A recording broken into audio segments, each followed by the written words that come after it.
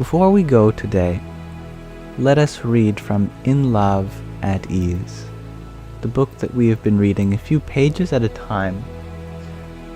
It is about everyday spirituality with Pramukh Swami Maharaj, a wonderful being that has since left his body, but left us with a treasure trove of devotees to tell the story of how he touched their hearts.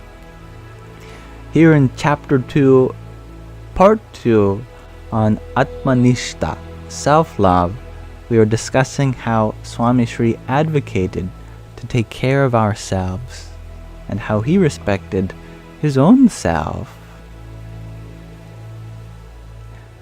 Ahimsa, which is translated in this book as non-violence, but I've heard other people say a better translation is least harm, is one of the core tenets of a Hindu lifestyle, which he was exemplifying. And even though people interpret it in various ways, Swamisri adhered to and inspired millions to live a lacto-vegetarian lifestyle, in accordance with the tenets prescribed by earlier Vaishnava Hindu traditions and later propagated by Bhagwan Swaminarayan, who was his Param Guru Dev, his Ishta Devata, the spiritual being he looks up to. The Swaminarayan Sampradaya, spiritual lineage, has placed great importance on healthy and ethical food consumption over the last 200 years. Many restaurants also have Swaminarayan vegetarian menu options because of the demand from the sheer number of people who adhere to that lifestyle. That's funny. In addition to a strict lacto-vegetarian lifestyle, Swaminarayan Bhaktas, loving devotees, also do not eat onion or garlic. This is similar to the eating habits of other Vaishnava communities and Jains. For Swamisri, however, vegetarian was not limited to a Hindu or religious principle. It shared it with all those he crossed paths with. He shared it with all those who crossed paths with. He crossed paths with. That's a difficult sentence for me, I'm not sure why. Whether in India or abroad, Swamisri saw it as a means of enhancing one's ethical, spiritual, and physical journey. A young student came to meet Swamisri in Edison, New Jersey. One of his relatives told Swamisri that he had started to eat meat, specifically beef. Swamisri asked the youth what made him start eating meat after all these years. The teenager was dismissive. Why does it matter? What is the difference between eating meat and drinking milk? Swamisri responded calmly and tried to reason with him. The boy remained unsympathetic. There is no difference, Swamisri. Stop trying to convince me one way or the other. Swamisri slightly raised his voice. Of course there is a difference. One takes from the cow versus the other which takes the cow. Do you not see the difference between taking milk from a cow and taking the life of a cow? I am sure we would not appreciate it if someone took our life or that of our loved ones. Besides, it is not healthy for you, Swamisri said. The boy went and sat in a corner, contemplating over the exchange before finally changing his mind and giving up meat in Swamisri's presence. Swamisri stressed that vegetarianism is a critical component of one's holistic health. Swamisri also stressed personal hygiene and cleanliness and orderliness of one's physical surroundings. If someone failed to clean up after themselves, Swamisri would jump on the task himself. Numerous incidents have been shared in this book in which he locked bathroom doors so that he could clean them without anyone knowing, including 2 such incidents which happened on his birthday and the day of his appointment as the president of the organization. Hello, oh boy, oh.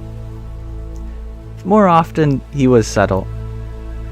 He once called me to his room and directed me to gently ask and help an elderly sadhu wash his saffron robes in hot water and soap twice over. Yogi, everyone has been talking about it, but no one wants to help him. I want to. I have told one of the attendants, but will you follow up? Will you do this for me? He was worried that the elderly sadhu did not have the strength to wash his clothes, and that poor hygiene would harm his health.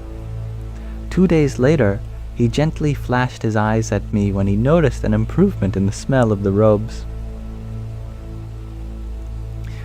Not only did he go out of his way to keep his surroundings clean, but he encouraged people to keep their homes in order as well. He would often say, "It is not important to have a big or fancy home, but a clean, neatly arranged home is a haven for the divine, and for our bodies and minds." Swamisri took it upon himself to clean and organize the homes he visited as well. He would inspect the residence of the devotees, the bhaktas, before departure to make sure that the homes were left in the same condition as they had been found. After his quintuple bypass surgery in 1998, Swamisri was recovering for 2 months at Dr. Mahindra Bhai Patel's and Bharat Bhai Patel's home in Westchester County, New York. When it was time to leave the Patel residence, Swamisri walked through the entire house to inspect whether the sadhus, the monks and volunteers, had cleaned up after themselves. While passing through the kitchen, he swept his fingers over the marble countertop. He turned to Prabhud Munidas Swami and inquired, "Did you spread some flour or batter on this to prepare a special dish? It seems greasy and slightly rough. You should scrub it and then polish it. Ask someone to get you the proper tools, or I will. We cannot leave their condition and we cannot leave their kitchen in this condition. People are attached to their homes. They put a lot of effort to customize their kitchens. We are guests here. Please clean it as you would any mandir, temple kitchen." In addition to instructing others to keep things clean, Swamisri served with his own hands. Once, while staying at a bhakta's new home in Anand, Swamisri noticed that the recent paint and grouting job in the bathroom had stained the walls. The next afternoon, when he went for a bath, he started to scrub the tiles. Narayan Charandas Swami tried to stop him. "There is no need for this. We are only here for a day and a half. They will take care of it after we leave." Swamisri disagreed.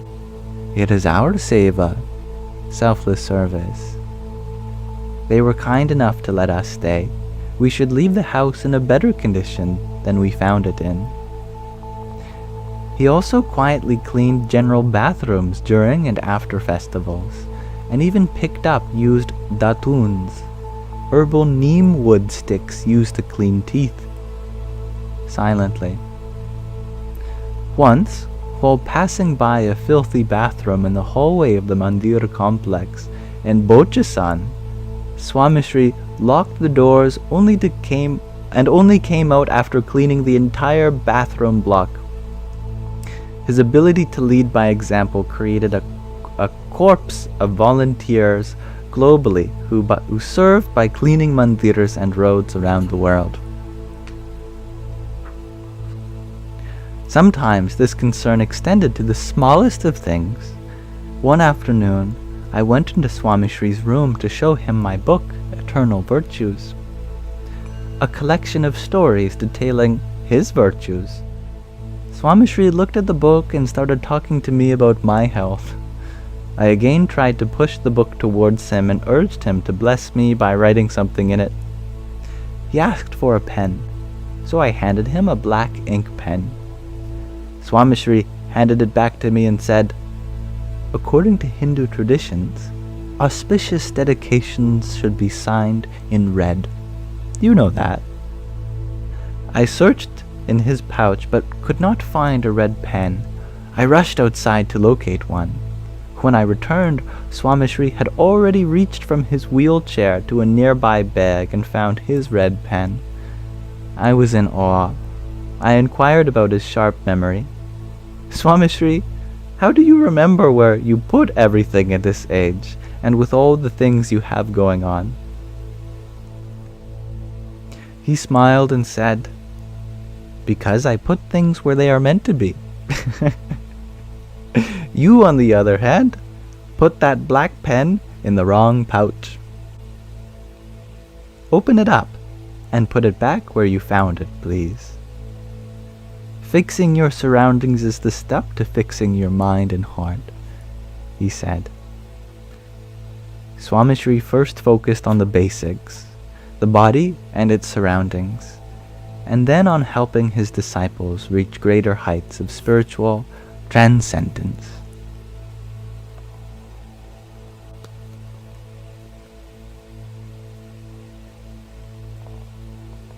So thank you for listening as we read from another passage of In Love, at Ease by Yogi Trivedi. Sky Guardian, our Sanghi who sent this book for us to read, actually contacted the author, Yogi Trivedi, and he was so happy to see his guru's book being read. Sky Guardian said, look, he's reading your book.